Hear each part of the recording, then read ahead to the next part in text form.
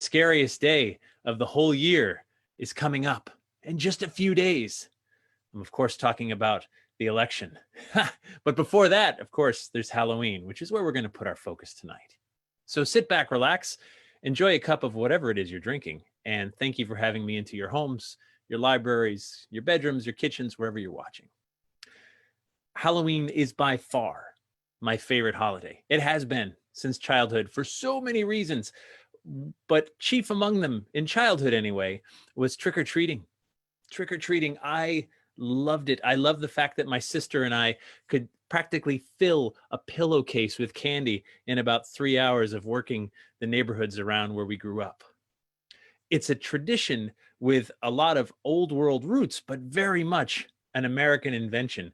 And I got sort of caught up down this research rabbit hole just this morning, and I wanted to talk a little bit about trick-or-treating. We all know it. We all love it. Challenge, of course, is how do we get it done this year, if at all? But the memories, right? The memories. And I remember when my sister and I grew up in Sandy Hook, Connecticut, and we would trick or treat for hours until the neighbors turned the lights off and told us to just go away, and would come home and dump our candy on the floor. And my parents, of course, made us look through it because we're looking for all the needles and razor blades that we never ever found in any of those candies. And then my parents also taught us a little bit about charity. My dad would tell us, you should put half your candy aside for the poor kids in Bridgeport, Connecticut, where my dad worked. And we would put all, half the candy aside, including the peanut butter cups, I don't like to throw the word hero around, but I even gave up my peanut butter cups. The old roots of trick-or-treating, of course, go back to a time when Halloween was known as Samhain, the Celtic New Year. And the date, October 31st, is no accident. It's not arbitrary. It's what's called a half holiday. It's halfway between the autumnal equinox and the winter solstice. It's a magical time when the Celts believe that the world of the living and the world of the dead, the veil is at its thinnest, and ghosts and monsters and imps and fairies can come into our world and meddle in our affairs. So they would light bonfires, leave out food offerings for the dead, and dress up the children as those ghosts and monsters in the hopes that those creatures that come forth wouldn't snatch up the kids and bring them back down to the underworld. Those are the earliest roots, of course. And year after year, generation after generation, it's carried on. And the Celts are not the only people who talk about this day having significance for the dead. Of course, our Spanish friends, Dia de los Muertos, coming up in just a few days as well. The veil is thin. We talk about it. Horror movies come out, all this other wonderful stuff. I'm insanely busy during October talking about my favorite subject, and it all dates back to that one event. Now, trick-or-treating. An American invention, even though its roots go back to around a bonfire in Ireland. So what happened was a lot of Irish came to America, and they brought a lot of their traditions with them, including, of course, jack-o'-lanterns and so much of the great Halloween tradition. One of the traditions they brought was something called Mischief Night. Mischief Night, great fun, right? They would go around on Halloween, October 31st, and they would pull pranks, maybe like, open up a barn door or do some sort of harmless things. And then in the morning, you blame the ghosts. Well, the 1920s roll around into the 1930s. The Great Depression's going on. The whole world, but especially the United States, is in turmoil. And those pranks were getting destructive. They were breaking windows. They were smearing manure on homes and things like that. It was not going well. So civic groups start to organize. And they say, all right, this is what we're going to do. We're going to organize, and we're going to give these kids some sort of treat to not mess with our businesses. And it was not a nationwide decision all at once. I had a deep dive into the newspaper archive today. I just wanted to share a couple of headlines with you. I love this. So this is from October 31st, 1938 in Oregon. Police force enlarged for happy, harmless Halloween. They discuss about how there will be kids trick-or-treating, of course, but there's also a lot of pranks going on, and the police force is out there. All across the nation, it was not understood. October 31st is a time where you need to have candy and treats and bags of pennies on hand for children. For example, I love this one. In Green Bay, folks weren't happy about it at all. It's time we settled once and for all this matter of tricks or treats. It was sprung on us last year, sprung on them. Imagine back in 1938, folks show up at your door and say, hey, we want some candy. And you're like, what are you talking about? Sprung on them. Sort of a takeoff of the Capone gangster blackmail era among the younger generation. How dare they? But as we know, things do catch on. And the tricks or treats becomes more of an annual thing. Sears and Roebuck gets involved. They start producing costumes and little pre-bags of candy and things like that. And next thing you know, there's no one in America who doesn't understand that October 31st means you better have some treats on hand, because kids are going to show up and they're going to make their demands. So really, this whole trick-or-treating thing was born not just from this amazing holiday with all the ghosts and all the other stuff, but born from this tradition of going around and saying, hey, I really want to do some mischief. I want to pull some pranks, but I don't have to pull some pranks. If you were to say, give me something, I would be willing to forego the pranks. Maybe some candy, maybe a little bag of pennies, an apple even. God help you if it's a toothbrush or something like that, but a treat. So really, trick-or-treating is quite simply the world's second oldest profession. Extortion. That's all it is. We carry it on proudly to this very day. This year, in my neighborhood, we've decided that for trick-or-treating, we're going to put tables out at the end of our driveway with candy on it so the kids can approach at a safe distance, get their treats, and move along. Keeps the eggs off my house, and I appreciate that. Back to the poor kids in Bridgeport, just to wrap this up before we really get into the program tonight. When my sister and I would give those half our candy, even the peanut butter cups, over to Dad for the poor kids in Bridgeport, I recall one year, I was a little bit older, and I was in Bridgeport visiting my dad early November, and just visiting for some reason, and his bottom desk drawer was half open when I showed up, and I walked up and I said, hey, Dad. And I looked down. Poor kids in Bridgeport? Poor kids in Bridgeport? Dad just beams and smiles, teaching us another valuable lesson about charity. Some charities have a lot of overhead. In this case, this was a very corrupt charity, taking 100% of the proceeds for themselves. Always teaching us lessons, dads. Dad also paid the dentist bill and the orthodontia bill. So now that I'm a dad, I sort of understand where he's coming from. So my name is Jeff Balanger, and I love the unexplained. I grew up in a New England town, born in Massachusetts, raised in Connecticut, live in Massachusetts again. And I had friends who told me from a young age that their homes were haunted. And I was intrigued by what that meant, because it wasn't like a horror movie. There was no blood coming out of the walls. No heads were spinning around. Nobody vomited pea soup, not once. It was just more matter of fact, more someone lives here with us. Please don't tell your parents. They'll think we're crazy. I went to school to be a writer. And around Halloween, you go looking for haunted feature stories. And I loved interviewing people and finding out that sometimes the history backs up these eyewitness accounts. And then I started a website in 1999 called ghostvillage.com, 21 years ago, almost this very night. And then I started writing books, and I started working on the show Ghost Adventures back in 2008. We'll talk about that a little bit tonight too. I've worked on every episode of Ghost Adventures since the first one on the Travel Channel. 12 years. That's a long run for a TV series.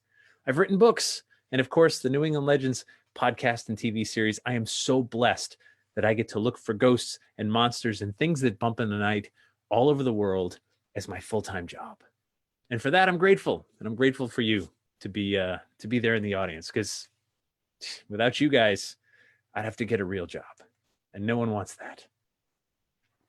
The thing about ghosts, I completely respect people who say, look, the jury's out. I've never seen one, so I don't know. That's a fair position to take. It really is.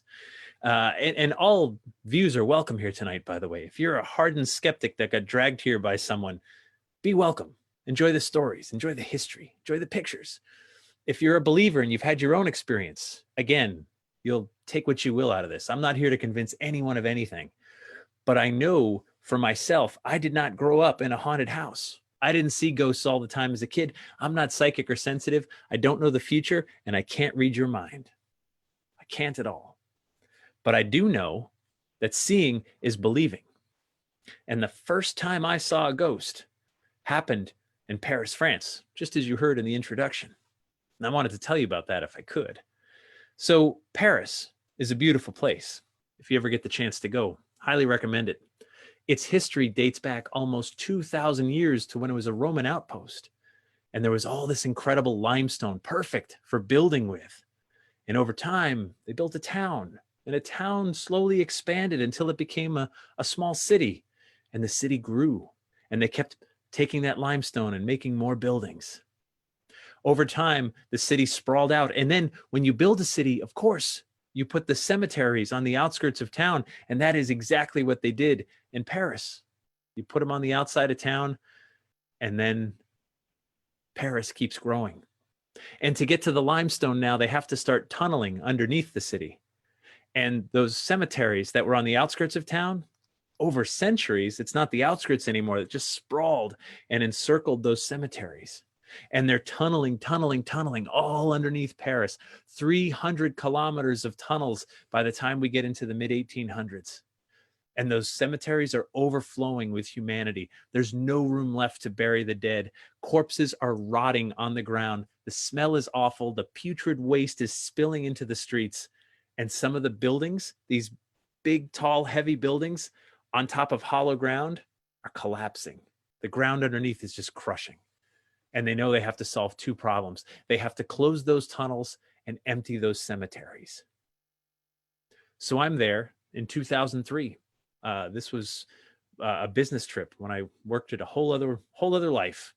And I got to go over there for work. And some of my colleagues spent the day going to the Musée d'Orsay and the Louvre and all kinds of other beautiful places, the Champs-Élysées. And I said, I'm going underground. I'll catch up with you later. So it was just me. And as I walked down below the city into these tunnels, it's dark. It gets quiet, except for the drip of water that's just coming down through the limestone and the crunch of gravel under my feet as I make my way through this tunnel. I'm about 6'2". There's spots where I have to duck to get through. There's places where you make lefts and rights and so on and keep moving. And I know what's supposed to be down here, but I haven't found it yet. And then I round a corner and I see a doorway that says in French, "Stop. This is the Empire of the Dead." And I know I've arrived. When I walk through, I'm greeted by millions of human skeletons all around me in a very macabre, intricate pattern. There's retaining walls of leg bones and arm bones and skulls that form various designs. There's signs that tell you where the bones came from, but that's all we know. For example, this one, these bones came from the cemetery of St. John. They were brought down between 1846 and 1847, but that's about it. That's what we know. And I started thinking about cemeteries in general. Usually each person gets their own headstone, or at least a family has a stone. It's like your last voice that identifies you were here. That was taken away from all these folks. They're just pushed into one collective voice. And we know disturbing a place of the dead is a universal taboo, but living people always take precedent. That was true in France as well. And the only way I figured they could show some respect was to make it somewhat beautiful, make it somewhat intricate in this design of the wall that just goes on for, by the way, miles down below. And behind that wall is just a pile of humanity, just bones, skulls. Every one of them was a human being. I saw Valentine hearts made of skulls. I saw crosses made of skulls. And finally, I get into this long hallway where it's just straight down, about fingertip to fingertip wide. I could touch skulls. And I'm walking down, and suddenly I stop, because there in front of me, I see a shadow the size of a man come from the right side, go to the left, and move back again. And I froze. And I went, wait a minute. I'm down here alone. And then I thought, okay, maybe there's a little side tunnel up ahead, and I haven't seen someone's down here with me. But then I look, there's no side tunnel. It's just straight all the way to the end. And in this moment, I realized if that's not a ghost, I don't have another word for what it is that I saw. Everything changed in that moment. At that point, 2003, I'd interviewed hundreds of people about their ghost experiences. Now, thousands. But in that moment, I realized the reality of it came crashing down. I believe I saw a ghost. And all those experiences of people I'd interviewed before, I always took the position, well, I believe that you believe, but I wasn't there, so I don't know. But there, I knew. And it took days, weeks, months to sink in. And as I make my way through, and this is the way out, by the way, I had to keep going. I get back up to the top, the city of Paris again. It's loud and noisy again. And there's a security guard.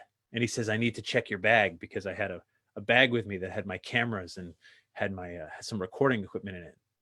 And I opened it and I said, usually they check you going into a place, not coming out. And then I went, oh my gosh, you're looking for bones. And he turned around, he pointed to a table behind him and he said, that's from this morning. And there was like a skull on there and a couple of leg bones and arm bones. So people are still disturbing a place of the dead in Paris, where I had a game changer. I didn't get this from there, in case you were wondering. I did not. I've had the chance to work on some incredible cases all over the world. Many you've heard of, some you've never heard of, every one of them important in some way, because when we explore haunts, we're really asking a big question. Is there life after death? Biggest question people have ever asked. And sometimes certain places haunt us because of something that took place. Historic events can leave a scar, or at the very least, a stain that can never be washed away.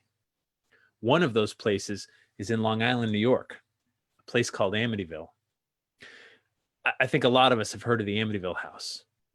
There it is. Well, there it was back in the 1970s. I went to school in Long Island. I went to Hofstra University. My freshman year, I had a friend. You're making new friends. And, oh, where you from? I'm from Amityville. And I went, oh, really? And he said, yeah. Do you want to go see the house? Yes, I want to go see the house. And you drive by Ocean Avenue, and there it is. Those windows aren't there anymore, those telltale windows, but there's the house. Nice upscale neighborhood, homes very close together. But there it was. Here's the thing about this house in particular. November 14th, 1974 at 3 a.m., Ronald Butch DeFeo Jr. went into this house right here, went upstairs to his parents' bedroom with a loaded Marlin rifle and shot and killed them both in their bed. Then he walked down the hall, went into his brother's bedroom, shot and killed both of them in their bed. Then he went further down the hall to where his two sisters were sleeping, shot and killed them both in their beds. 6 people murdered that night by their brother/son. That happened. It's a fact. Ronald Butch DeFeo Jr. is in jail this very minute for the crime, still alive. And after that, as you can also imagine, that house sat empty. No one wanted to buy it. I'm into this stuff. I don't want to live in a house like that. Please no. I need a break too. So who would buy a house like that? It sat empty for almost a year until finally someone did come along who was willing to buy it. His name was George Lutz, wife Kathy. See, they had both been in separate marriages and they'd gotten divorced, sold their other houses, and they figured they could pool their resources and buy this nice, big, expensive house that had come down considerably in price because of the horrible thing that happened there. And George will tell you, they knew what happened there. They were aware. They weren't bamboozled or anything. But George said, to quote him, houses don't have memories. Houses don't have memories. I would agree with that. But people do. We have memories. I had the opportunity to interview George Lutz extensively about everything Amityville, from the summer of 1975 all the way to several years ago when the third movie came out. We talked for hours about every detail because that's all I could do at this point with this case, right? Is hear from the horse's mouth, the person who was there. No secondhand, none of this. It was the person who was there. And we spoke for hours. And this turned out to be the last big interview he ever gave on Amityville because After this, the third movie came out, and he was involved in his 13th lawsuit. So he had a gag order, and then he died. But I wanted you to hear a little bit from him exactly what happened. So at first I asked him, okay, you move into this house and you know this horrible thing happened. When do you start to notice something weird is going on? This is what he said. There was a number of times that I would think a clock radio or something went off downstairs. I heard what I can only term as a marching band tuning up. Right. And at one time it sounded that they had rolled up the carpet because there was so many footsteps down there, so much noise. And you go running downstairs to see what it is or what caused this, and you get to the landing, halfway down, and nothing. Right. And the dog would be asleep. And here's a young black lab, and they're hyper, and they just don't sleep through stuff. They wake up. So imagine that. You're in your bed, you hear something going on downstairs, you know you got to get up and investigate. So you go down the stairs and the dog's asleep. Well, now clearly the dog is basically telling you, it's in your head, mister. It's not me. It's not out here. It's only up there. So he thinks he's going a little bit crazy. Turns out in the coming days, other family members have similar experiences, just weird stuff going on, and they're afraid to talk about it because they're going to think someone thinks they're nuts. But pretty soon they do start communicating. Pretty soon they do start talking about the strange stuff that's happening and realize, oh man, maybe something is going on here. And of course, every one of them knows the horrible murders that took place in the house just a year before. So then I asked him, so you know what took place? You know weird things are happening to not just you, but everybody else. And do you make efforts to just stay out of the house, work long hours, stay away for the weekend, anything? And he gave me an answer that really chilled me, still does to this very day. This is what he said. I got very sick there. I lost a lot of weight there. Part of it was just didn't want to leave the house. Right, okay. Kathy described it later as the house was charming. And we would invite people over instead of going to see them, friends. Right. There came a point when we invited people over to make sure that to see whether we were crazy or not, because when they sat in the kitchen and they could hear the steps up going on, the people walking around upstairs after the kids had been put to bed. Right.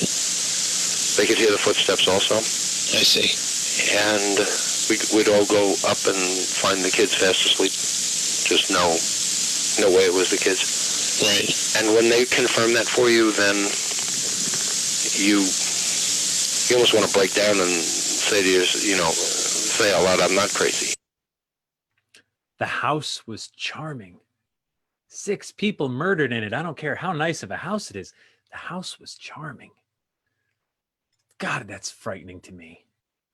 And of course, now it's getting worse. And so for 28 days, the Lutz family lives in this house. They put up with this. And according to George, he said, eventually he was talking to a priest friend and said all the stuff that was going on. And the priest said, is there some place you can go and just get a good night's sleep? And George said, yeah, Kathy's mother's house isn't too far away. He's like, why don't you do that? Just get a little break from the house. And they did. They packed a few things for overnight. They went to Kathy's mother's house and they said it followed them. Whatever the mysterious thing in this house is, it followed them. But it had like a half-life. Each day was half as bad as the day before. And according to George, they never went back. They left all their stuff, food in the fridge and everything, and they moved to San Diego. This movie was coming out not too long after I got the chance to interview George. His plan was to go to the premiere and get arrested. That was his goal. Not a lofty goal, pretty easy to do, really. This was his 13th lawsuit, all related to the ability to tell his own story. And George took great issue with this movie because it says right at the bottom, right, based on the true story. I know they all say that, but it gets so blown out of proportion. There's a scene in the movie where George Lutz, the character, takes an axe and hacks up the family dog in this weird fit of rage. George Lutz, the man, took great issue with that. He said, wait a minute. We had a dog, the black lab. Love that dog. I would never harm that dog or any person. That dog went with us to San Diego, and I'm being portrayed mutilating an animal. He's like, I'm not okay with that. And so that was his 13th lawsuit and final. This was a guy that went through something. Imagine your whole life being told you're a liar by people who weren't there. And that's what he dealt with his entire life. And it made him a little bit tough, made him a little bit abrasive. Like, how dare you? You weren't there. This is my story. What he described was nothing like the movies, was really even nothing like Jay Anson's book, The Amityville Horror, but in some ways even more frightening, because a real haunt slowly chips away at you. There'll be hours, even days of nothing. Then it starts again, just when you start to relax. That, to me, is real horror. When we chase the paranormal, I'm always looking for evidence. I want something I can show you. Something I mean, the stories are great. I love the stories. I think they're profound and important, but I always want something I can show you. And there's a sort of quasi modern day ghost photo that's one of the most famous. It gets talked about in the same circles as the Brown Lady of Raynham Hall and so many others. And it was taken in Bachelor's Grove Cemetery, which is a well-known haunt in Illinois, right outside of Chicago. And I'll just show you the photo, first of all, taken with infrared film, not digital, film. There it is, August 10th, 1991, taken by Judy Huff. Bachelor's Grove Cemetery is a curious little boneyard, not very large. And Judy said she walked in with a couple other paranormal investigators in 1991. And she said, and I can verify this, I've been there, you can just pan your head a little bit and you can see the whole cemetery. If anyone's in there, you'll know the second you walk in. It's all fenced in. In fact, there you go. It's fenced in. There's nowhere for anybody to go. If someone's in there paying respect somewhere, you're going to see it. In 1840 is when it got its start. And there are 82 plots, which is not really a very large cemetery. So I got to go there. It's at the end of this little dirt road, little short walk. And I saw the actual stone that apparition was sitting on, which Judy said, by the way, was not there. She was just clicking pictures, and that's what she got. But I got to go to the cemetery with Judy Huff. She's the one who took the picture. We got to talk about it. I even got to look at not just the positive, but also the negatives. There they are. And it turns out she just walked in with her infrared camera and went click, click, click, click. So almost taking like an old school panorama back before the cameras could really do that. And this just turns up. There was no woman in a dress. And there you can see her at the very edge of the negative. And there it is through the loop.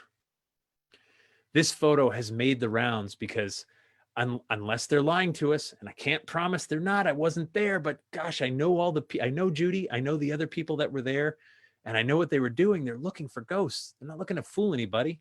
Judy doesn't make any money off this. There's no money to be made taking a ghost photo. It's just putting yourself up for ridicule. And this photo's made the rounds. And then as I looked around that stone in Bachelor's Grove Cemetery, right across from it, there's another stone which has become quite visited, just infant daughter. And people are leaving toys and flowers and trinkets and things like that. And it just tugs at your heartstrings. You can't help but fill in the gaps between that apparition of a forlorn looking woman and infant daughter. You can't help but wonder, what's the connection? I mean, it's easy. It's an easy backstory to write.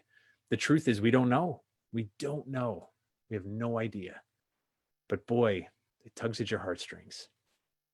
One of those places where I never like to just take anything at face value. If I'm going to look at something, I want to know every piece of it. And that includes going there with the photographer, picking it apart from every angle, because that's what we do. But the story's powerful too. And to me, I think that's the thing that withstands the scrutiny, because all of us have human experiences we can't quite explain. Now, for my skeptic friends tonight, for all of us really, but I want to address a question that no one's asked yet, but I like to pre-ask once in a while. And if you'd indulge me on this one, I would like everyone to close their eyes for just a moment. And I want you to take a mental picture of yourself. Stand outside of your body and just view yourself. Picture it. And be somewhere where you're comfortable. That's it. Just Got the picture? Okay, good. Open your eyes. Come back to me. Questions for you, rhetorical, because I'm not going to hear your answers. Did anyone picture themselves naked? Because often there is an exhibitionist in the bunch. Did anyone see their feet? Is my other question. Or, I'm guessing, the overwhelming majority of you just pictured probably your torso up. And you were probably clothed, like a 99.9% chance. If you did see your feet, one or two of you that might be jumping up and down saying, wait, I saw my feet. I did say somewhere where you were comfortable. And my next question would be, were you laying on the couch and you saw your feet down there at the end? Maybe. But for most of us, we're dressed. Maybe you put on jammies, sweatpants, evening gowns, whatever. It's your vision. You can have what you like. And the reason for this little thought experiment is I get asked a really good skeptical question. Why aren't ghosts naked? Why? Maybe a person has a soul or a spirit, but their wedding dress, Civil War uniform, blue jeans, suit and tie, whatever. How could that be? It's a great question. Solid question. I can't tell you, most of the stories that I hear about ghost encounters are often related to family. They're not frightening. They're usually quite comforting. So, for example, grandpa dies and he appears before his grandson a week after his death, looking elderly, but healthy and clothed. Thank goodness. That same person appears before his widow, looking 30 and in the prime of his life, still dressed. Maybe, just maybe, these things are a projection of what they want us to see. And they know we want to relate. We want to be able to connect. And if they're naked, it's going to get weird fast. Weirder fast. Maybe, just maybe. I believe ghosts are a message, and a message without a recipient is no message at all. It's just yelling into the void. So for the recipient to be receptive, it's got to be recognizable. It's got to be comforting. And it can't be too weird. So our ghosts wear clothes. Connecting messages, as a matter of fact, are also a big part of what got me into all things paranormal as a kid. Because when we went to those haunted homes, some of those, my buddies' homes built in like 1760, predated the country, some of these old houses. We would bring along for the sleepover Ouija boards. Some of you are probably vehemently against them, which is okay. I'm not here to convince you otherwise. But there's something about this incredible piece of Americana that I want us all to understand. Tons of us have played with them over the years. There it is, Ouija board. The thing about it is that it's a brand name. Ouija it's like calling a Xerox machine. Xerox is an actual brand name. Kleenex is a brand name. It's a talking board. That's the generic term, or a spirit board. And they've been around really since the latter half of the 1800s. They're a byproduct of the spiritualist movement that started in 1848 with the Fox sisters hearing strange knocks on walls. That was me tapping my microphone, lest you think you're crazy. I think the spiritualist movement might have died out if not for the US Civil War. With thousands of people dying these untimely deaths, people wanted answers. And their ministers, their priests didn't give them satisfactory answers. And so they turned to mediums, psychics. And then some of those folks were charlatans, of course. So the spirit board promised, hey, take it out of the hands of the charlatan, put it in your own hands. And the Kennard Novelty Company in 1891 launched the very first one. There it is. What's the name mean? Even that's a mystery. Ouija, oui, yes in French, ja, yes in German. One of the theories. There's so many. However, the reality is it's one of Kennard's friends actually named the board. But they always left it an enigmatic mystery. And there were others. Turns out during times of turmoil, there's a lot of interest in this kind of stuff. World War I, World War II. Here's some of the many competing boards that came out, but none of them grabbed the market share of Ouija. That was the kingpin for sure. And they weren't dangerous back then, not in the 1910s and 1920s. It was a parlor game.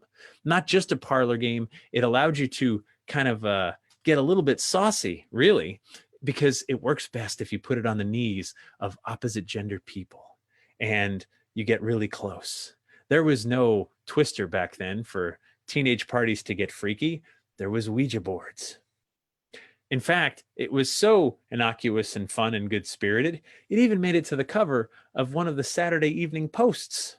Yeah, Norman Rockwell, that guy. Look at, not dangerous, not a gateway or portal to hell, just a parlor game. And look at the two, their legs are touching, their fingertips are touching, and she's looking off like, Grandma, are you there? And he's looking at her like, whatever, baby, we're close. Just a parlor game. There were other products too. Ouija oil, Ouija jewelry. In 1967, the Ouija board outsold Monopoly. My goodness gracious. Lots of these things are in existence. But the reputation turns dark in 1971 and then gets a bigger shot in the arm in 1973 when this guy, William Peter Blatty, writes this masterpiece called The Exorcist, made into one of the best scary movies ever. Now, again, based on a true story, right? Very loosely, but still, you smarty pants know there was a boy. They called him Roland Doe, Doe being the anonymous last name, like John Doe. And Roland Doe was a kid from Maryland who went through a series of exorcisms in St. Louis. And those exorcisms were pretty well chronicled by the church.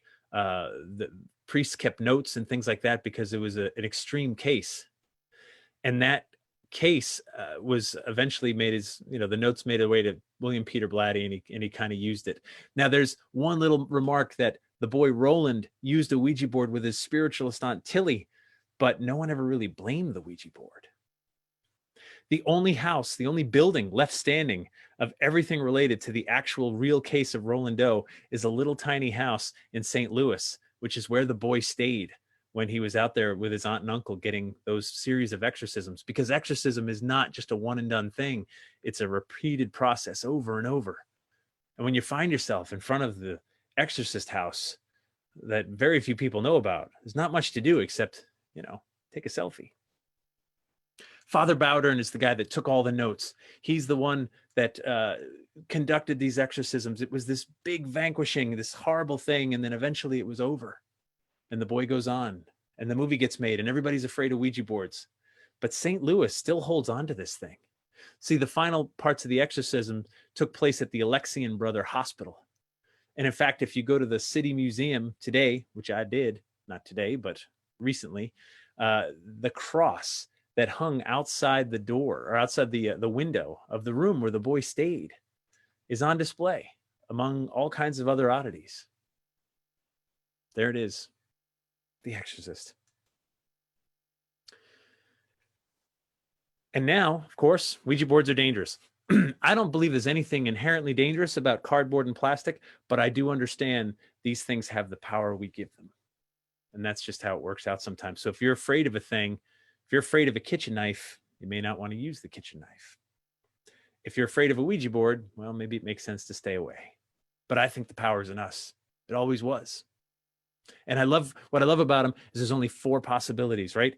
I'm pushing it, you're pushing it, we're somehow collectively pushing it, or something else. I get all kinds of stories from people, emails, everything is great. I appreciate everyone sharing their tales with me. Once in a while, I get a story that doesn't quite fit neatly into a box, and we can't help it, right? We put these things into boxes. And this was the first one I ever got. One that is a strange ghost story. See, this guy named Jeff Vashon was in Cambridge, Massachusetts, and him and his buddy, this is back in the August of 1997, him and his buddy wanted to go play tennis. That's all. So they were driving through. He thought there were some tennis courts near this neighborhood where he was going.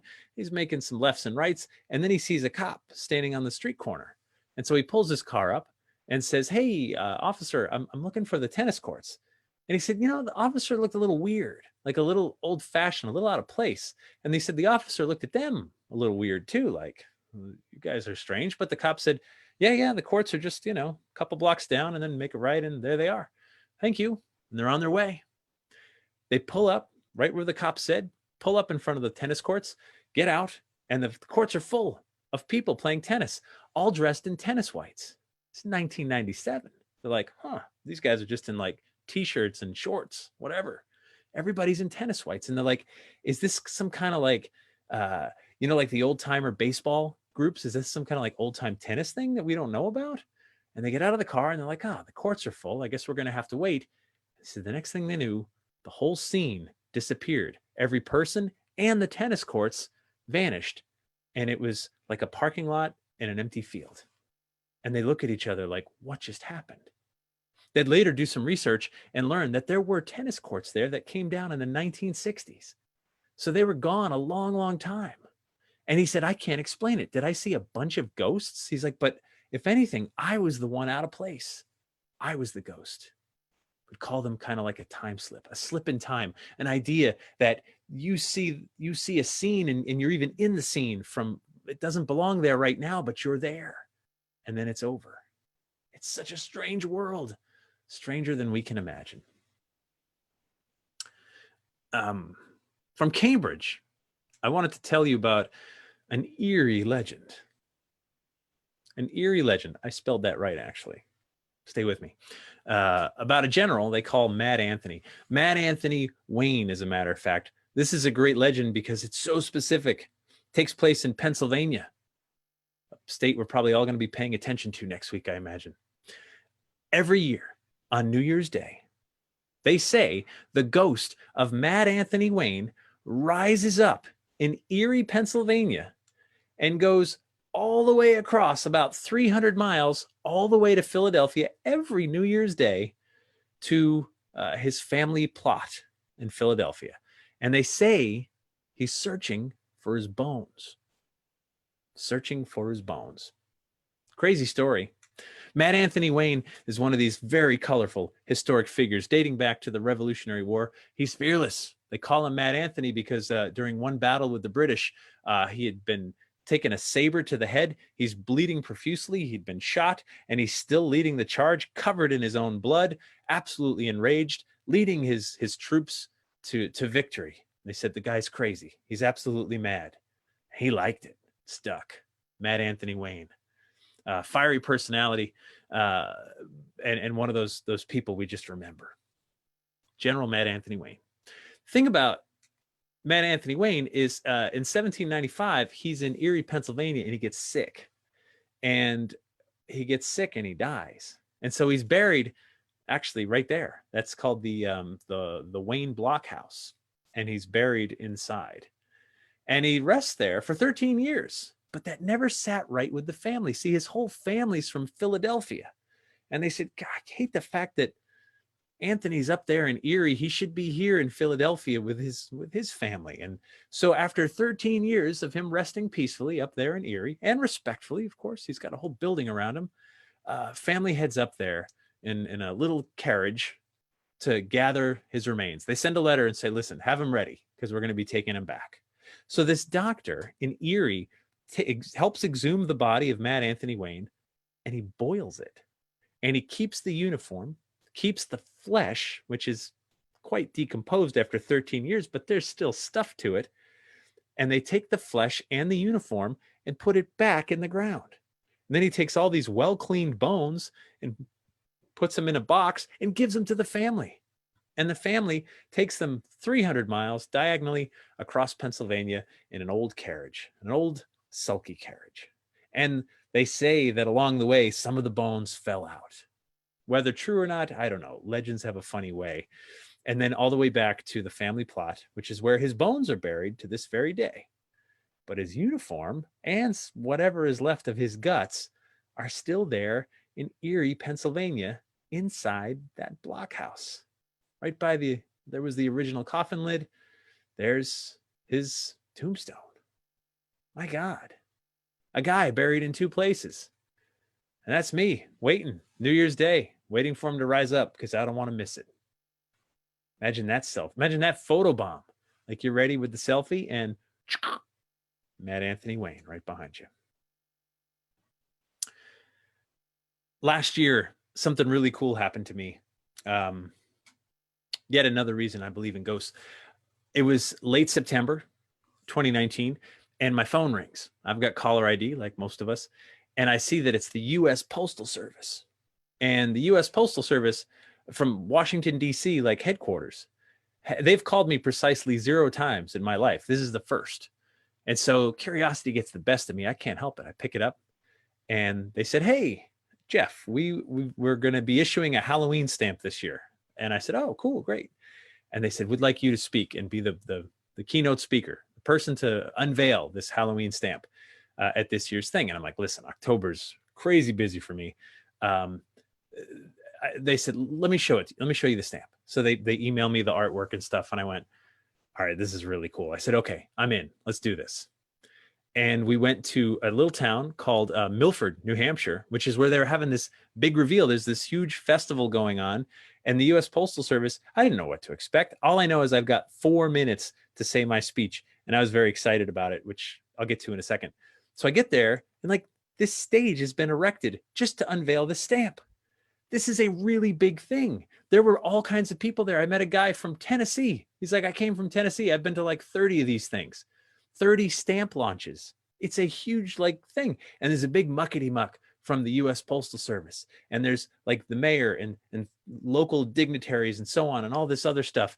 And I said, wow. So I got to pull the rope. There it is. That's us unveiling the stamps. And, you know, here's a closer look.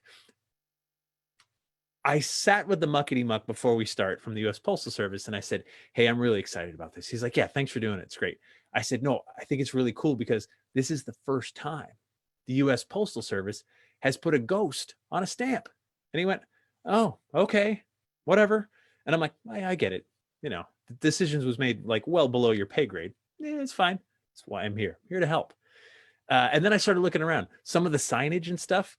Check it out.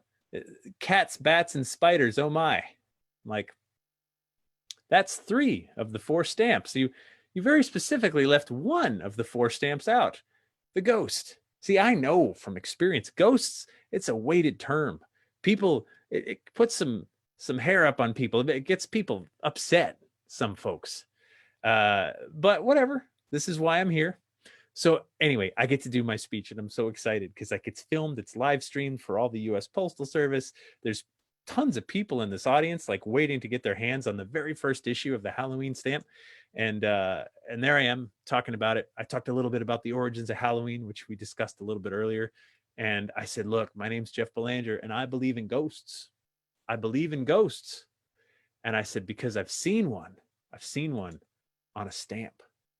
And then I looked over at the muckety muck on the stage and I said, "And the US Postal Service, they believe in ghosts too, because if you put ghosts on an envelope, they'll take that envelope all the way across the country for you." And then I look over at him and I see this sort of look on his face. It's just like, "Oh, did we just step in something and we didn't see this coming?" And after it was over and we were chatting and stuff, and he was just like, "Oh yeah, that's great. That's clever. That's funny. Okay." And thinking like this will blow over. And then the next day, of course, I'm on social media. I'm on Twitter, like tagging, the US Postal Service believes in ghosts. Do you? Hashtag Halloween stamps. And then that starts getting retweeted and shared and all the other stuff. And they did not ask me back. They did not ask me back. Can't say I blame them. Anyway, my life's an adventure. I love it. I love anything to do with ghosts, haunting, strange legends and lore, because I believe these stories have something to teach us and they have a connection, way to connect one person to another. And so I love talking about it. I really do. I think we can all pull little pieces of whatever we need out of these stories. I want to leave you with one more tonight before we ride off into the sunset, and I'll be happy to take your questions after this. It's a story that hits eerily close to home, sort of fitting, I think. It's a story about a vampire in Rhode Island, and it's about a plague that turned us all into monsters. A monster. The story takes place just behind this building. That is the Chestnut Hill Baptist Church in Exeter, Rhode Island.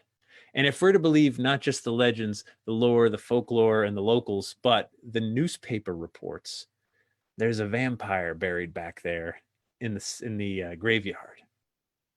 Now, about the plagues, as we know and have been reminded constantly recently, plagues have been around before.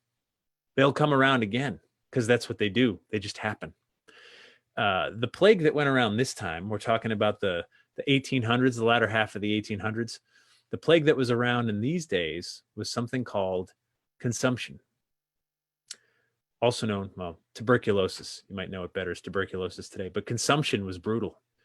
It could kill you in a matter of weeks. It could kill you in a matter of months, matter of years. And of course, some people lived with it the rest of their lives. And when medical science can't find an answer for you, when your church and clergy can't find an answer for you, folklore sometimes has an answer as to why one family has nothing happen and another family just across the street loses everybody. It's a vampire. Vampires have always been around during times of plagues. That's what they do. Now, today, when I say vampire, you're probably thinking of like sparkly teenagers who are just beautiful, right? Or maybe Count Von Count, or the way vampires have been depicted in the movies, or maybe you're Nosferatu if you're a little more of a classical movie monster person. The reality is Bram Stoker's Dracula is the line in the sand that changed everything about vampires. After Bram Stoker, vampires are these alluring sort of creatures. But before that, they were nothing like that. They weren't alluring at all. They're walking corpses that drain the vitality, the blood, the life out of the living. Stop the vampire, and you might save the living. They've been around during the bubonic plague. They've been around through every plague ever. That's what happens. So back to the plague in Exeter. Now, here's the thing. Locals understood contagion. They're not total rubes. People know when one kid gets a cold in the house, pretty soon everyone in the house has a cold. It was true now. It's true then. They knew that. But this consumption thing was different. You start wondering, well, wait, this is a good God-fearing family. We go to church. We pray really hard. How come we're ravaged by this disease? And down the street, he doesn't go to church as much and he's not, and so on. It's scary. It's a scary time. The Brown family was hit particularly hard by consumption. Mary Olive, the oldest daughter, dies in 1881. In 1883, Mother Mary dies from consumption. And then a few years later, their son Edwin, he gets sick with consumption. They send Edwin out west to the cool mountain air thinking that'll help because it helps a lot of people. And he's sort of hanging in there. Then it's late 1891 and Mercy Brown gets sick with consumption and it's tearing her apart fast. She's wasting away. It's not going well. So George Brown writes a letter to his son out west and says, look, Mercy's about to die, but don't come home. Stay out there. You're safer out there. There's no need for you to come home. But Edwin won't hear it. Edwin makes his way back to Rhode Island, and Mercy dies January 17th, 1892. And she's placed inside this keep right at the edge of Chestnut Hill Cemetery. Because when you die in New England, northern climates really anywhere, in the winter, the ground's frozen. They can't bury you. So they put you, as well as anyone else who's passed away, into these keeps. So you'll keep until spring. Edwin's home, and he's taken a turn for the worse. Mercy's gone. Mary's gone. Mary Olive is gone. Edwin is dying. And George is absolutely desperate. And that's when someone whispers to him, you're the victim of a vampire. Find the vampire, break the spell, save Edwin. You can do it. Vampires are always close. You always got to look close when it comes to a vampire. And so on March 17th, 3 months to the day after Mercy died, George gathered up a couple local friends and a local doctor and went to the cemetery to do the unthinkable. He exhumed the bodies of his family. Started with his daughter, Mary Olive, and dug her up, looked inside, and found her body was decomposed, as one would expect. So she's not the vampire. Then they dug up his wife, Mary. Looked inside. She too was pretty well decomposed. She can't be the vampire. That's when they look over at the keep, where Mercy's still lying. They creak open the door and they look inside and they're shocked because Mercy's body had moved. It had moved. They take her out, they unwrap the funeral shroud, and they see she's hardly decomposed at all. The surgeon, the doctor, cuts open Mercy's chest cavity and finds liquid blood in her heart. And that is the smoking gun proof, at least to them, that Mercy is the vampire. They take that heart out of her chest, they put it on a nearby rock, burn it up into ashes, take the ashes, mix it into an elixir, and feed that elixir to Edwin in the hopes of breaking the spell of the vampire, who must be Mercy Brown. Edwin passes away 2 months later. And the thing about her body moving, she was never embalmed. That didn't happen then. So when bodies aren't embalmed, they can do all kinds of funky things. They can sit up, they can groan, make noises, all manner of things. And liquid blood in the heart, sure, blood congeals, it liquefies back and forth as decomposition happens. And in the winter, decomposition would be a really slow process because you're practically frozen out there. All those things make sense when you look at it with a rational mind. But when your whole family is dying from an illness you can't see, that's literally eating your lungs from the inside out, you don't have a rational mind. You're operating under fear, and you're doing anything you can to try to save your son. The papers catch wind of it, of course, and the Providence Journal: exhumed the bodies, testing a horrible superstition in the town of Exeter. Bodies of dead relatives taken. Afraid of a vampire, the dead suspected of draining the vitality of the living. My goodness, what are they doing down there in southern Rhode Island? You might make fun of them, you might laugh, you might say whatever, but the reality is, those of us who are parents, if we knew we had a 1 in a million shot of saving our dying child from this horrible disease, this affliction, we'd take it too. Desperate times. And we're not thinking straight because it's a plague, because it's a scary, frightening time. And when you're afraid, you don't use the rational part of your brain. Mercy was then laid to rest among her other family members, and today, by far, the most visited grave in that entire boneyard. I want to leave you with this quote on this story anyway. It's a quote from 1879 by Moncure D. Conway, who wrote a book called Demonology and Devil Lore. And the quote is this: "I am plague. I have come from yon city where 10,000 lie dead.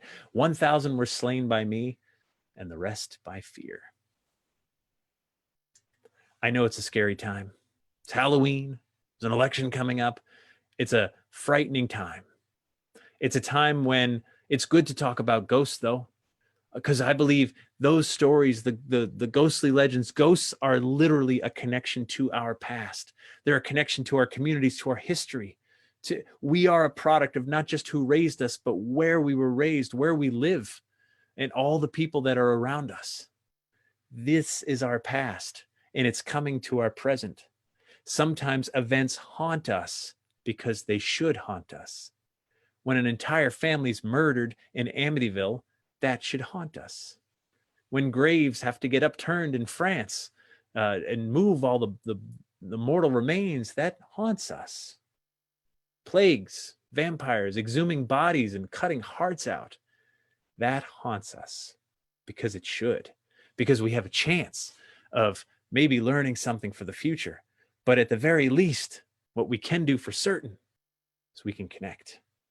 We can connect with each other because we share these stories. We're not talking about the weather. Thank goodness we're not talking about politics. We're not talking about sports. We're talking about something much, much bigger.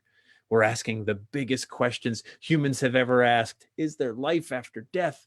What happens after we die? Can we still influence the living after we're gone? The big stuff. And we ask it because the veil is growing mighty thin. Halloween is just days away. And we get to carry on a tradition that's coming no matter what. No matter what, October 31st is coming Saturday, under a full moon, no less. How amazing is that? It's a holiday we get to redefine every single year. And this year, I'm curious to see what innovations we put on it, what stories we tell, and what ghosts come forth to haunt us.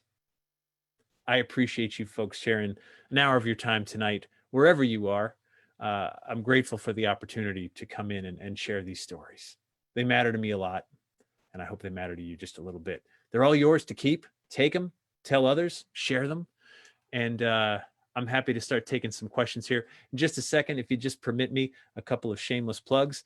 There I am on social media if you'd like to follow me. There's my website, jeffbelanger.com. I have a monthly newsletter. It's free. If you go to jeffbelanger.com, scroll to the bottom, type in your email address. I'll email you once a month. I'm doing these programs a lot. Even into November, I do my New England Legends program. I've got a creepy Christmas program coming out in December, not for kids. And then my Mount Kilimanjaro program's coming out in the spring. So I can tell you everywhere that I'll be. My New England Legends podcast, totally free. If you listen to podcasts, just search for New England Legends. I'll tell you a story every single Thursday. Done that for the last 167 weeks in a row, but who's counting? Also, if you have a smartphone, I have the New England Legends app, also totally free. Just search for New England Legends. And those pins represent stories that we've covered. And what's cool is you can hear the story, but you can also get driving directions. And a lot of them are in weird remote places. So in a time of social distancing, you can get out there and check out some really strange legends. That's also free. One last thing, not free though, is my 2021 Haunted New England calendar. I used to sell these things in person at these events, but this year it's only online. So jeffbelanger.com/2021 will take you to a link where you can buy the Haunted New England calendar, and 2021's got to be better. Am I right? Totally right. All right, cool. So with that, I'm going to open up this Q&A here thing, and we'll start doing some questions. And Andrew says, Jeff, the first headline you showed us spelled it Halloween, HALLOWE''E''. Is that a carryover from an older name? So yeah, All Hallows Eve was shortened to eventually Halloween. So the EN part was the other side of it. So yeah, we just got lazy over time and got rid of that last apostrophe. So yeah, I answered live. There I go. And I did that. Good. So Joanna says, Jeff, I just watched The Devil's Road today. Really good. The Devil's Road is a documentary that's airing on Travel Channel. They've been playing it all month. It's about Ed and Lorraine Warren. And I knew the Warrens since I was 12 years old. I grew up in Sandy Hook, Connecticut. They're from Monroe. So I got to go to their museum. I've interviewed them multiple times. In fact, if you watch that documentary, a lot of the audio you hear, Ed Warren talking, that's my audio from when I interviewed him in the 90s. So did I attend the Warrens Ghost School? I did not, never did. Do you have any spooky stories about objects in the Warren Occult Museum? I've been in there a couple times, actually. The one at their home. I got to see Annabelle the doll, which freaked me out even more, I think, than the average person, because the real Annabelle the doll is a Raggedy Ann doll. And my sister has the same one on her bed at home. So freaky. Ed was a great storyteller. So some of the objects in there look like anything, right? Like just look like a little shark's tooth or something. And he's like, no, that was used in a satanic ritual. So, everything in there had some kind of story, but I think Annabelle was the star. Andrew says, have you ever interviewed DeFeo, or is DeFeo too close to true crime for you? I've never interviewed DeFeo. There was a time where DeFeo from the Amityville case was trying to play up the whole he was possessed by some evil demon thing, which was just a desperate attempt to get out of a life sentence, which, demon or not, like, do not let that guy out of jail. So no, I haven't. And yeah, true crime, I get there is some crossover between paranormal and true crime, but I have nothing to ask him. I don't want to get inside his head. That's a realm I prefer to, delve in after, as opposed to try to understand someone like that.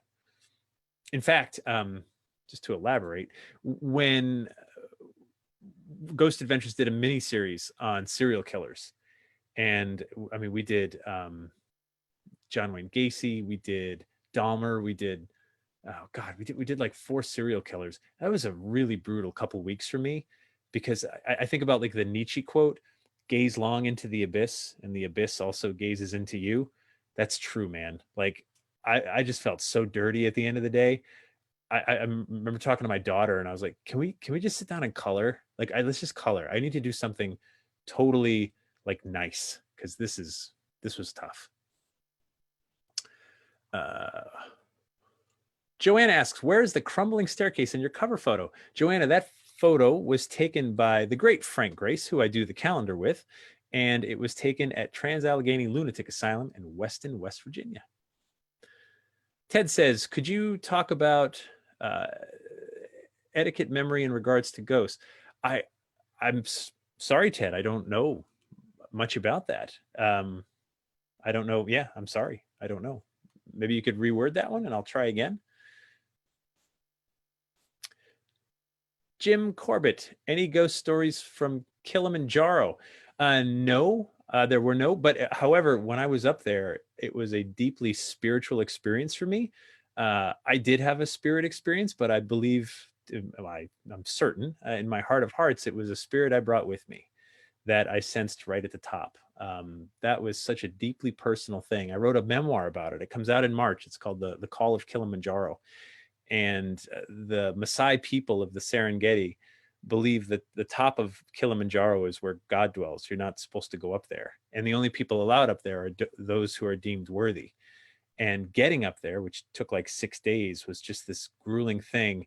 Not really that grueling until the very end, until you're really getting up there in altitude, 19,341 feet. Who's counting? But near the top, I had an absolutely profound experience as we watched the sunrise from the rim of the volcano. And I truly felt connected, not just to my creator, but to my brother-in-law who passed away. And it was a really deeply spiritual thing. Andrew says, for the form ghosts take and your thought experiment, do you think it's more to do with how they want to be seen or how we want to see them? Andrew, that's a great question. I think it's both. I think a ghost is both a message being sent and a message being received, and you sort of cooperate on what that collectively looks like, for sure. And that's what makes it recognizable and not so frightening. Not so so frightening. So Kathleen says, can you tell us about the staircase photo? I did. Trans-Allegheny Lunatic Asylum. Ted says, how common is hauntings with multiple ghosts operating at different levels of awareness with physical world, sort of a way station converging? Samuel Westhouse, West Kenyon House, and Acushnet, Mass. Pulled this from Chris Balzano's Ghosts of the Bridgewater Triangle. So yeah, so Ted, the shortest answer is I don't know, right? I don't know how ghosts operate. I know what I've seen, what I've heard, and I know what people tell me. Everything else, when you're getting into like different planes of existence and physical awareness, we're only into theory at that point. We're only into guesses or what psychics tell us. And what psychics tell us, I can't verify, which is why I tend to not get too deep into the theory stuff. I completely accept the notion of a multiverse. I accept the notion that there could be different planes, and sometimes we're just close enough that we can hear or see or feel or sense or even smell some sort of presence. I've never found a building that's haunted 100% of the time. If I did, I would buy it and I would charge you all a lot of money to come in and see it. Imagine if I could be like, I'm going to open the door and there's the ghost. The ghost is going to be like, here I am, always here. I'm bound here forever. I can't go anywhere. Jeff won't let me. I've never found a place where that's the case. What I have found is that this stuff comes and goes for reasons that are out of my total realm, control, or understanding. But I have noticed that there always has to be some sort of human person involved. Even if you put a video camera in a building all night and you get something on the video camera, there's still a human in the equation when you review the tape. So for me, I think it's very much just this combination of living people, of environment, the time of day, all that stuff. And it just comes together and sometimes something happens. Beyond that, I truly don't know. We're just guessing. Andrew asks, are there any 2021 New England Legends wall calendars left? Yes, there are. There's not a lot. There's like 25, but if you order by Friday, you'll be fine. Thank you. James Smith says, are you familiar with the two albino boys from the 1600s near North Andover and Boxford, Mass? They said the townspeople took the boys, who they feared were demons, wizards, drowned them in the lake in North Andover, and then burned down the family home. People say their ghosts can be seen on Barker Road, which runs through the woods as a dirt road at Far Corner Golf Course. I've seen what has been said was the original home foundation. They also said their bones are still in the lake.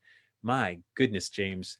That is a story that I don't know how I've missed. I don't know that one, but that sounds like one I should know. And I'm going to actually take a note to look into that. because that's pretty crazy. Yeah, I don't know that one. Wow. Sounds very believable though, right? Scott asks, why unveil Halloween stamps in Milford, New Hampshire? What's the connection? Scott, I asked the very same thing of the U.S. Postal Service. I said, why wouldn't you do that in like Salem or something like that? You know, something that's known as a Halloween town.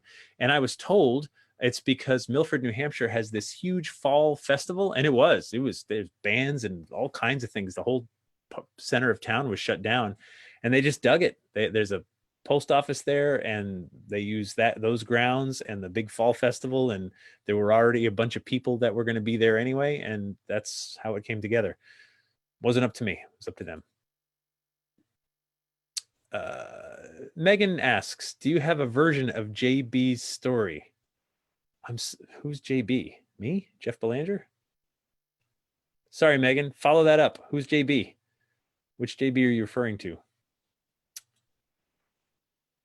Christine says, someone put this in the chat. Why? Oh, I just answered that. Milford, New Hampshire. Got it. That was the Postal Service. Andrew says, have you ever slept over at an allegedly haunted location? Andrea, yes, a lot of them.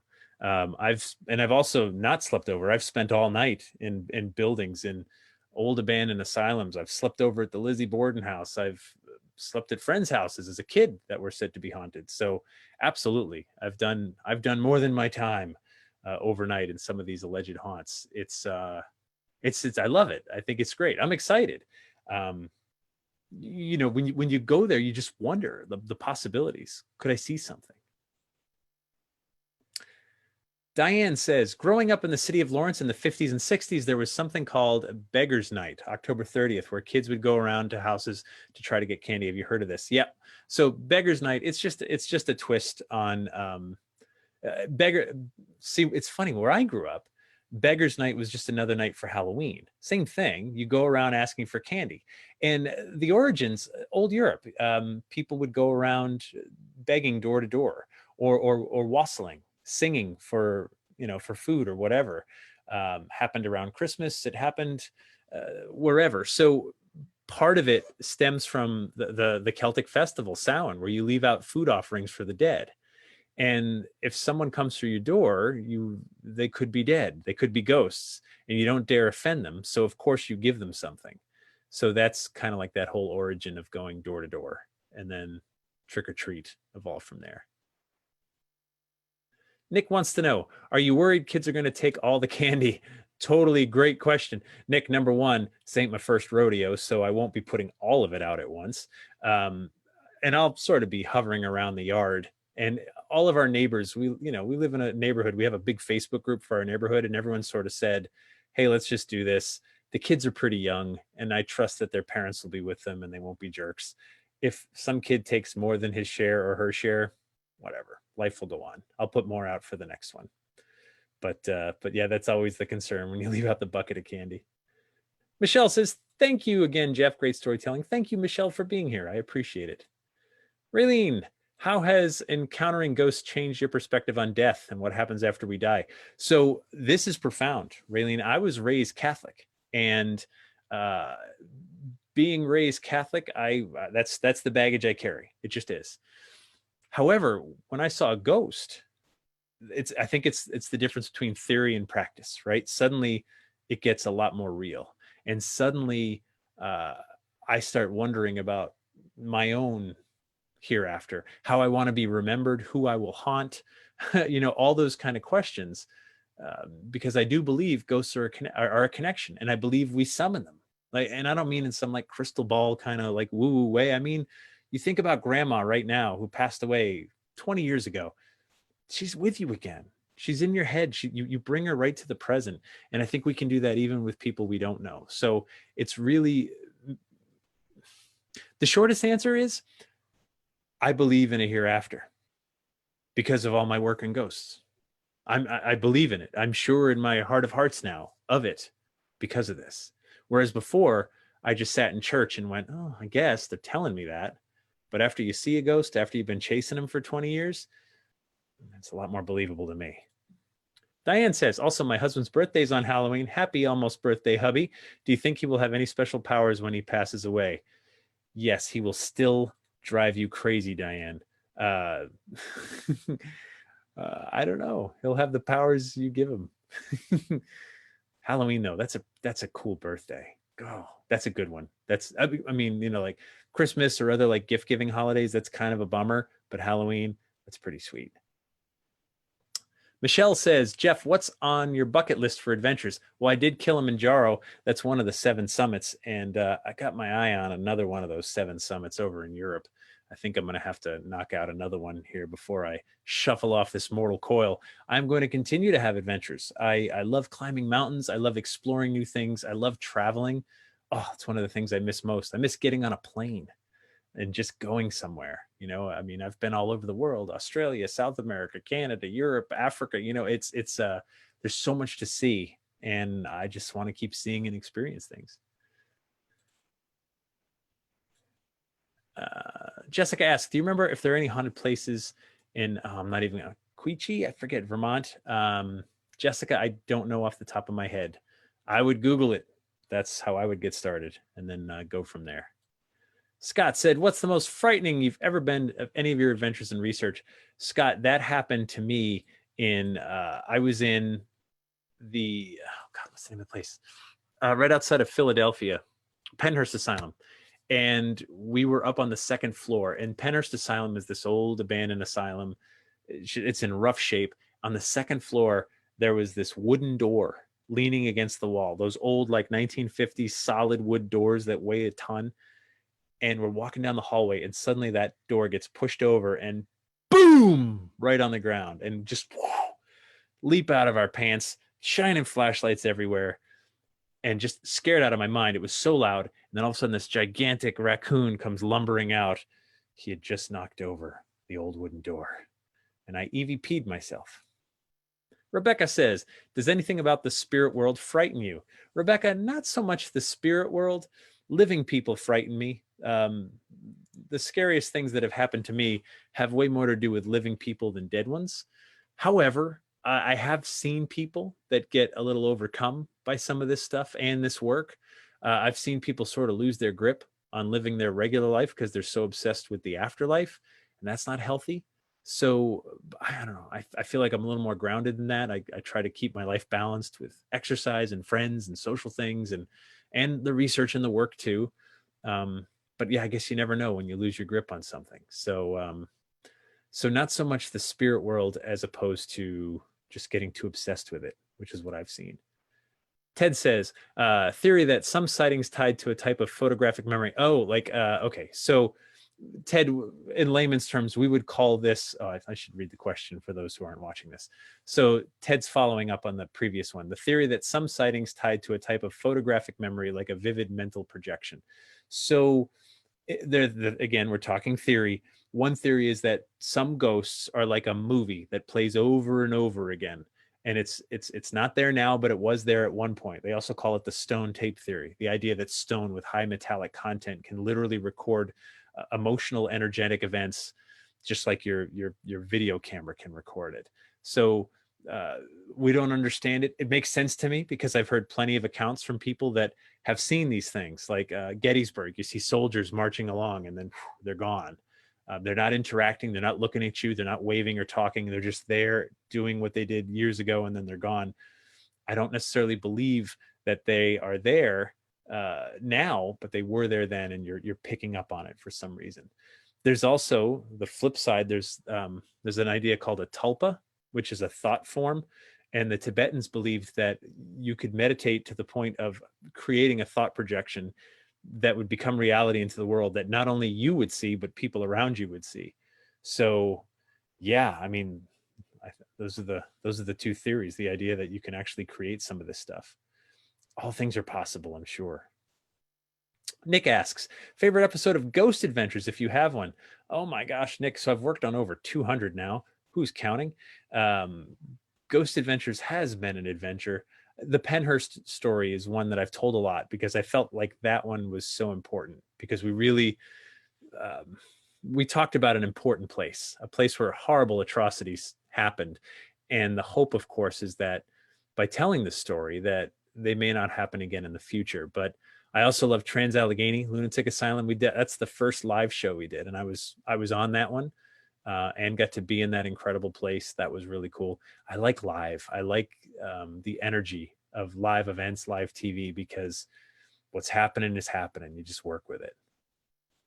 Andrew says, Jeff, will you ever get into voicing for audiobooks? You have such a great storyteller. People could listen for hours. Well, shucks, thanks.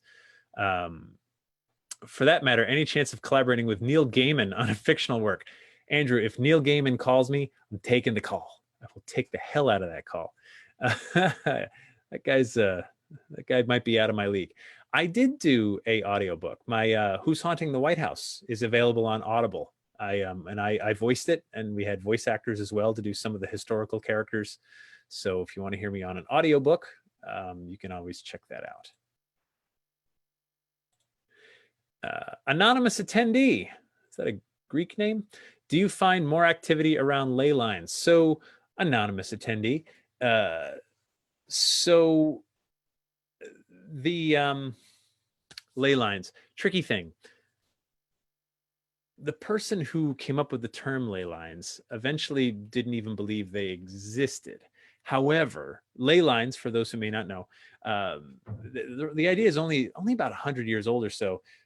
Someone noticed that, gee, significant spiritual places, for example, like a church, a shrine, a cemetery, they strangely seem to follow like these patterns if you look at them on a map.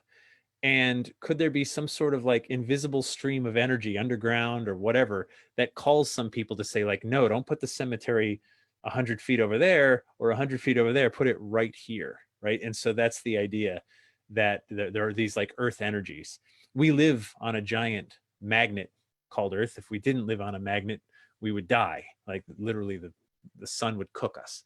So that magnetic field protects us, and it is not steady or the same in all places. So yeah, I mean, I guess that must play some sort of role. It must energetically charge certain areas more than others, and it shifts, of course. So yeah, but I mean, but where are ley lines? We could never agree on that. I mean, someone will tell you like there's a ley line here, but on whose authority? You know, so I always struggle with that when someone says like there's a ley line. Well, how do I prove that? So I always struggle with that. Megan, JB, the Connecticut vampire. The Connecticut vampire. I don't know the Connecticut vampire. There was one, because Dr. Michael Bell, who's the guy that wrote the book, if you're into New England vampires, Food for the Dead, great book. I don't remember the initials of the one that was in Connecticut though. Sorry, Megan, don't know them all. Bernadette, do you know anything about Dudley Road in Bellrica? Yep, Dudley Road. Dudley Road has got so many stories. It's one of these legendary places, like the nun who hanged herself because she was pregnant by the priest, and she comes out, and there's all kinds of mysteries around that road. And what happens over time is that people sort of know it, and then more people go there looking for weird stuff, and then it just sort of starts to compound on each other. But yeah, that's a classic. Dudley Road, Bellrica. Lisa asks, what's the creepiest, most active place you've ever been to? Yeah, it's tough to answer that, because I've been to like some of the most haunted places all over the world. And on the nights I went, some of the time, like nothing happens. You're just like, hey, this is like being anywhere. Other times I've been places where you go, whoa. So I was in Waverly Hills in Louisville, Kentucky. It's an old tuberculosis sanatorium. And that night it was just crazy. It was so active. So much stuff was going on. It was we saw an apparition that night, and I'm just like, this is great. Oh my God, this is the most active haunt I've ever been in. A year later, we went back and I remember walking in being like, I'm ready, let's go. Nothing. So, but that is those big abandoned creepy haunts where lots of people died. Those are kind of my go-tos. They're for sure. Andrew says, did you ever see anything or anyone in any of your overnights? Well, yeah, like, so Waverly, there was an apparition, and but otherwise, yeah, most of the time I don't see or hear or experience ghosts, but it's happened a few times, and that's something you don't forget. Kim asks, Can you tell us something interesting about your time working on Ghost Adventures? Kim, it's a lot more like a job than you would ever guess. We've got a pretty tough schedule sometimes. Sometimes we're filming 2 or 3 episodes in a month, and I have to do all the historic research I can, help them find people that will get interviewed and appear on camera and share their ghost story. It's a well-tuned machine at this point. Zach is passionate about ghosts and haunts and where we go and how we're doing these things. The network, of course, cares a lot. It's been their it's been their top-rated show for so many years, and so it's what's interesting is just how much of like it's just this machine where everybody's doing their thing to make it happen each time. And of course, when you get to go on some of the shoots, that's fun too. But it's a lot of work. It's an incredible amount of work. Ted says, last question from me. Most haunted spots in the Bridgewater Triangle.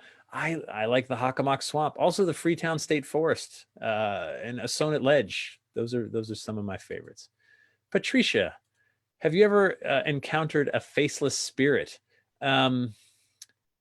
So not me personally. I've heard stories about that. And often I think sometimes what happens is we see apparitions that don't quite have features, but you can tell it's sort of human shaped. But a faceless spirit, I have not. I have not. Michelle wants to know, who would you haunt? Michelle, I have an answer for that. I would be on the sideline of Gillette Stadium during this season's Patriots football games and being like, what did you do? What did you do? That's who I would haunt. And of course, I'd check in on my family and friends. And there's a couple people that I would totally prank, like poltergeist stuff. I would make, like, your car keys, forget it. You will never find them again. I would put them like in the blender in weird places. I have a list. It's a long list of people I would haunt. Andrew says, my wife and I are finally getting legally married on Saturday. Congratulations, legally. Halloween, love that. Hopefully it's less tragic than a Christmas wedding. Wish me luck. Good luck, Andrew. Happy wedding day. Jody, good to see you. Please bring the Ouija commercial next time. Thanks for doing this. There's a Ouija, you know what? I can't even get into it. Jody knows it'll just have to be an inside joke. Apologies to everyone else. Julie says, sitting next to my husband of 20 plus years, and during this crazy time, it's nice to think there's a hereafter. Just don't want to get there anytime soon. I agree with you, Julie. No rush for me either. Andrew, do you guys think this is similar to the Moberly Jourdain incident? Oh, that's a great one. The story where the guy slipped in time. I mean, yeah. That Moberly, that is a really good story of a time slip where these women were staying at like this I'm forgetting the details, but they were in France and they went and they experienced like walking into a whole other time period, and it's so well documented. I have the book. I should maybe dust that one off, Andrew. Good story. Diane asks, what's your favorite ghost movie? So my daughter and I, our favorite movie is The Conjuring. We just love it. We think it's just a great horror movie. And crazy thing about The Conjuring is to know every single person being portrayed in the movie, because I grew up with Ed and Lorraine Warren. I know the whole Perron family. I know the folks that live there now. So but I still thought it was a great work of fiction. Terry asks, are you married? Why do you ask? I am married, and I have a child, my daughter. And how do they feel about what I do? So my daughter, it's all she's known her whole life. She's 13, and I've been doing this, a lot longer than she's been alive. So it's kind of all she knows. What was really cool, I mentioned before, The Conjuring, when we filmed that thing for the Travel Channel, Devil's Road, for Ed and Lorraine Warren, we actually filmed the interview at the Conjuring house. And so when they told me, hey, we want to interview you here, I said to my daughter, I was like, hey, I got to go do this thing at the Conjuring house. You want to go? And she's like, oh my God, yes, I want to go. This is bragging rights for life with my friends. So I told the producers, I was like, yeah, I don't have childcare, so I got to bring my daughter. And they're like, oh yeah, no problem, whatever. And it was so cool. She's taking selfies throughout the building. So yeah, my family thinks it's pretty cool. Scott, best ghost movie, best Halloween movie. Nightmare Before Christmas, or is that a Christmas movie? I don't know. I love it. Best ghost movie, Ghostbusters. Charity says, we bought 6 calendars and added you on Patreon. Oh, thank you so much. Really appreciate that. And enjoy the calendars. Kathy, thank you, Jeff. This was enjoyable. Great storyteller. Thank you, Kathy. I appreciate that. Going to keep doing them. We got lots of stuff going on. Joy says, sorry I was on the chat and not here. Thank you for another awesome night. See you tomorrow night. All right, that's right. I'm doing this again tomorrow night. If you go tomorrow night, be all different stories than tonight. Yes, thank you to the many libraries for hosting tonight.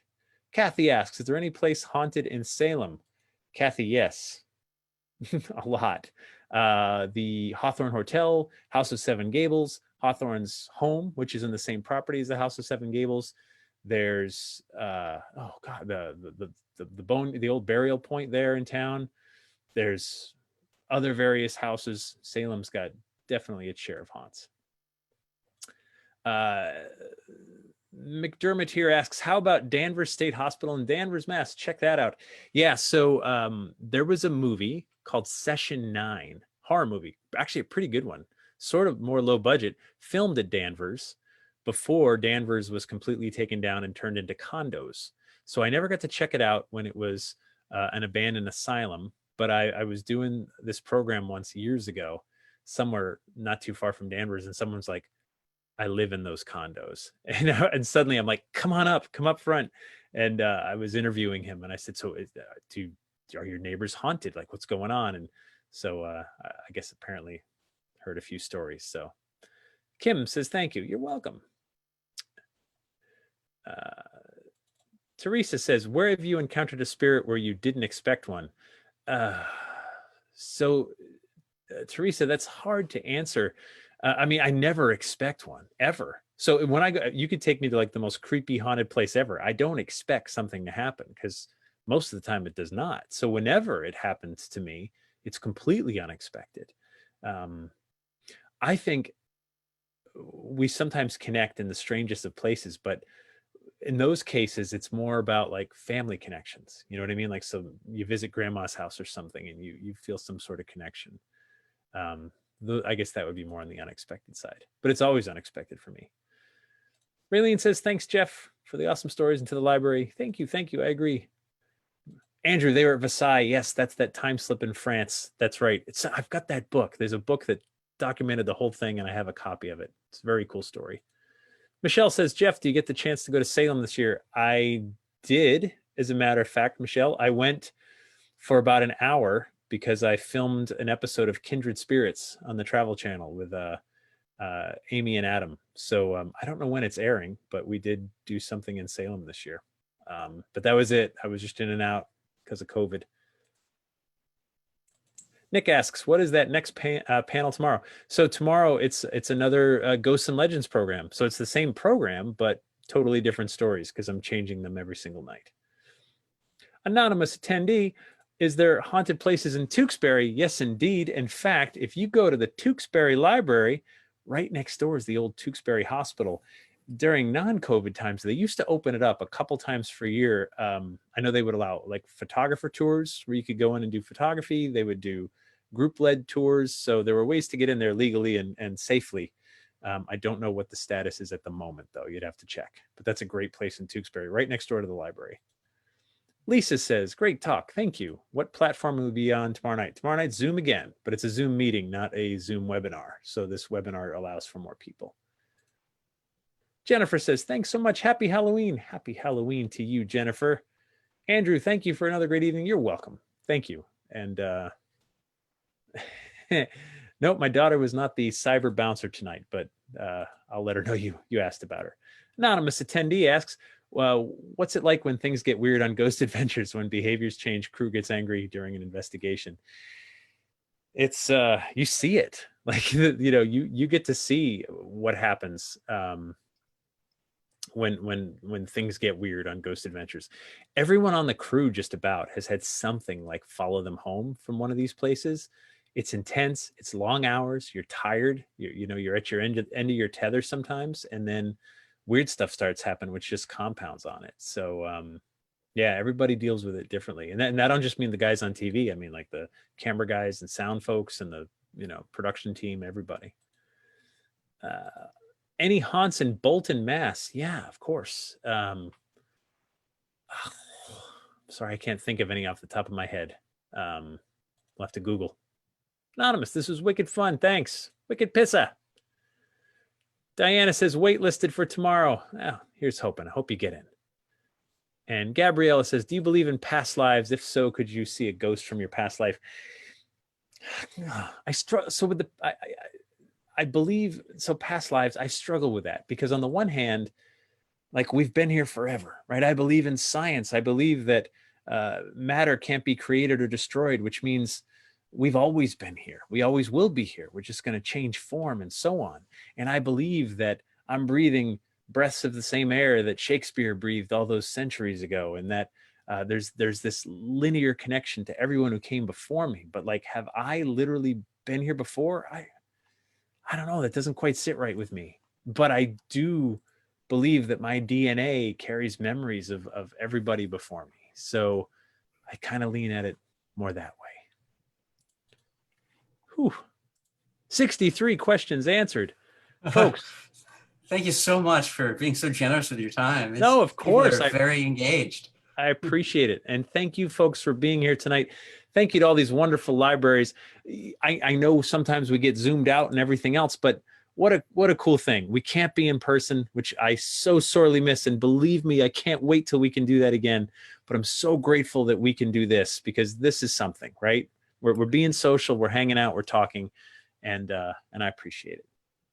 We appreciate you. Fantastic program, and good luck tomorrow night. Thank you so much, everybody. Happy Halloween. Same to you. Take care, everybody.